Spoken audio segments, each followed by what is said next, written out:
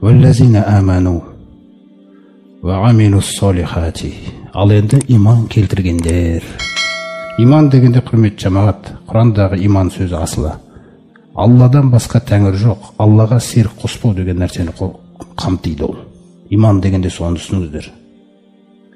Бір Алланы ғана мойындау. Жаңа имам Матуридиде айтып отыр ғой. Кайфа тушрикуна бихи. Қалайша Аллаға серік қосасыңдар. Фи рубубиятихи ва улухиятихи. Раббылық сипаттарына да, тәңірлік сипаттарына да қайтып серік қыласыңдар біреулерді. Сені жасаған сол емес па дейді.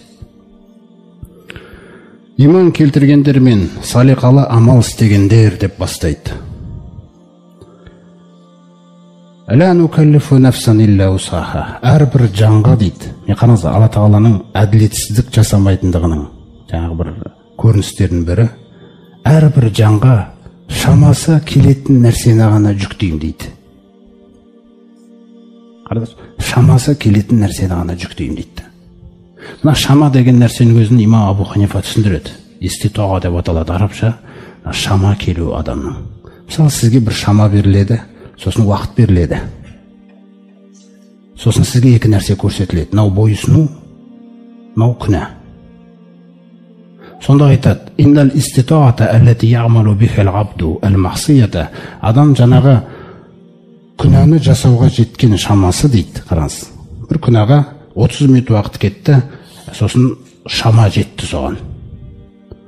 Сол шама дейді, осы шаманың өзін беғайнеке деп айтады. Осы шаманы негізінде бұл адам бойұсынуға қарай салу керек болған дейді. Сол бойұсынуға қарай салмай, күнәға қарай салған үшін жаза тартады дейді. Бізде қазір қарапайым нәрсені алайық. 30 минут сізге Құран оқуға болатын еді, бірақ сіз 30 минут Samsung оқыдыңыз. Кім зұлымдық жасады? Сізге 1 сағат Құран оқып отырсаңыз болатын еді. Сіз 1 сағат кино көрдіңіз. Не тердіңіз 1 сағатта? Кім зұлымдық жасады? Мен зұлымдық жасадым. Көрдіңіз бе қандай?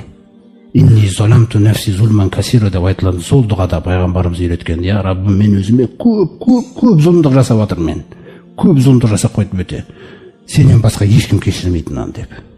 Сол берілген уақыт пен шама жақсы іске де жететін еді. Шайтан сол шамаңызды пайдасы іске қарай итере салады, болды. Бағана айтып отқан сөз: "Мен сені шақыра саламын мына жаққа, сен бара саласың" дейді. Қазір мысалы бір үлкен кісілер айтуы мүмкін: "Бір аталар бар, әжелер бар. Енді Құранға менің жаңағы тілім келмейді ғой" деп та. Оны танымаймын ғой деп. Бірақ сол ата әжелер Samsung'ты таниды ғой қазір. WhatsApp'пен жіберіп атады немерелеріне бір нәрсені. Ал кім өтірікші? Кім зұлымдық жасап жатыр? Осыны айтады Алла Тағала. Өздеріңе өздерің зұлымдық жасап жатсыңдар дейді бізге. Өзіңді дұрыс пайдаланбайсың дейді. Шамаңды жақсы нәрсеге қарай бұрып жіберу керек. Сіз таңертең тұрған кезде, таң намазынан кейін тұрған кезде Алла Тағала берекелерді таратады. Сөйтіп сізге бүгінгі күнге шама таратады. Бүгінгі күнге мүмкіндіктер береді. Күш, қуат береді сізге. Көңіл береді, мысалы настроениеңіз береді. Табыс, мал береді. Қай жаққа бұрасың? Мәселе тек осы. Құптан намазына дейін қай жаққа бұрасың? Таңертең осыны анықтап алу керекпіз біз. Құптаннан кейін дұрыс ұйықтай алатындай, мысалы. Мысалы, тіл берді, тілің бүгін жұмыс істеп тұр. Қай жаққа бұрдыңыз тіліңізді? Бағана ғайбатқа бұрғам, бағана өсекке бұрғам, бағана біреуге бір боқ ауыз сөз айтып қой жаздаған біреуді келатқанда деген. Оны басқа жаққа бұруға да болатын еді. Ана кісіге өй деген сөздің орнына: "Я Раббым, кешіре көр" деп айтсаңыз болатын еді. Бірақ біз мына жаққа қарай үйіріміз да. Осылай біз өзіміз жинап аламыз. Соны имам Абу Ханифа айтып отыр. Күнәға жеткен шамаң, бойұсынуға берілген шамаң дейді ол асылы. Сен Құраны мына жаққа емес, мына жаққа бір жіберді, күнә таптың дейді. Сол үшін жаза тартасың деп жатыр да. Міне сондықтан Алла Тағала ескертіп жатыр. Әрбір адамға шамасы келетін нәрсені ғана жүктейміз дейді біз. Әрбір адам, мысалы сіздің бойыңызда тақуалықтан қанша үлес болса, соны істетіңіз. Міне, сіздің бойыңызда қандай бір білім болса, соны істетіңіз. Артық сұрамайды сізден Алла Тағала. Мысалы Алла Тағала бізден ертеңгі күннің амалын сұрамайды. Бүгінгі құптанды сұрайды. Бүгінгі шамаң жетсе тахажжудты сұрайды, нәпіл ретінде. Өтірігіңді сұрайды. ертеңгіні сұрамайды, ертеңгіні таңертең тірі оятса сұрайды. Сол секілді жаңағы бір хадисінде ана адаммен байланыстыру үшін Алла Тағала сөйтіп айтады: мен сенен ертеңгі амалды сұрамағандай, сен менен ертеңгі ризықты сұрай бермесеші дейді. Сен бүгінгі күніңді дұрыс аяқтасашы деп жатыр. Уайымың сол болсын сенің. Таңертең тұрғанда көреміз сенің келесі күніңді. Әйтпесе уайымда мынау жаққа кетіп жатырсың сен. Бүгін сенің жаңың шығып кетсе, көрдіңіз ба? Соны ескертіп жатыр Алла Тағала бізге. Иман келтіргендер және салих амал істегендер, біз әрбір жанға тек шамасы келетін нәрсені ғана бұйырамыз дейді. Міне соны істесе, осы иман мен салих амалды істейтін болса адамдар, улайка асхабул жанна. Қараңыздар, міне бұлар жәннаттың тұрғындары ғой дейді. Қараңыз, Алла Тағала жәннатты сыйлай салып отыр да. Жәннаттың тұрғындары ғой дейді бұлар. Негізгі екі негіз: иман, сосын салих амал. Амал иманнан кешікпеу керек.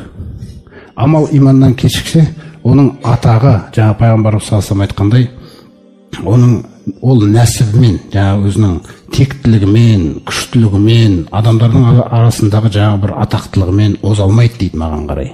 Тек амалмен бірге озбаса дейді. Соқтан амал Алланың алдында сізді өсіретін, сіздің дәрежеңізді өсіретін, сіздің жәннатыңызды бай қылатын, ол сол амалыңыз сіздің. Мына шаманың бәрі соған берілген асылы. Сондықтан жаңа рух барған кезде ана жақта тұрған рухтардың сұрап атқан, айтып атқан нәрсесі сол ғой. Мазаламаңдар, ястарих, иннакужа амин карбин. Бұл бір бейнеттен келді ғой. Мазаламасаңдар деп айтады екен. Ал біздің өмір қандай, бейнет па, бейнет емес па? Мысалы, түрімізге қарасақ. Диванға жатып алып сартылдатамыз, жаңа Samsung'тарды мысалы, немесе телевизорлер. Бейнет жоқ бізде көп. Егер сол сағаттарды Құранға бұрып жібермесек біз, ертең өкінетін біз боламыз да. Шіркін-ай, сол нәрселер, сол сағаттарым-ай дейтін біз ғой ертең. Соқтан қазірден бастап өзіңіздің уақытыңызды үнемдеңіз. Өйткені сіздің уақытыңыз сізге істеп жатыр ол. Ол сіздің жәннатыңызға қарай істей ма? Жоқ, мынау жаман жаққа қарай істеп кете ма? Сізге ешкім зұлымдық жасамайды. Әрдайым сізді біреуге жаңағы бір күнә жасап қалсаңыз да, есіңізде болсын. Ешкім кінәлі емес өзімнен басқа. Ешкімді кінәламаңыз да. Өзім дұрыс болсам мен оны істемес едім де.